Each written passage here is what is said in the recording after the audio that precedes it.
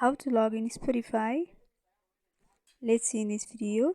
Before getting started, subscribe to our channel and hit the bell icon for more updates from us. Now let's begin. First step is you need to open up your Spotify application on your mobile device. Once you open up the app, you'll be able to see this interface. There are various options for creating an account or sign up. Since we are trying to log in, you have to simply tap on login option at the button. And from over here you have to enter your email or username in the first text box, and similarly in the second text box you need to enter your password.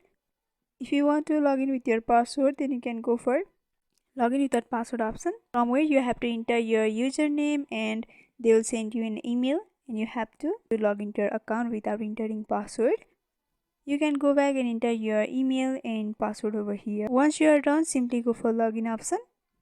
And after a few seconds you can see my account has been logged in and the home page of Spotify has been displayed over here. So this is how you log into Spotify. I hope this video was helpful. Don't forget to like, comment, share and subscribe to our channel for more updates from us. Thanks for watching.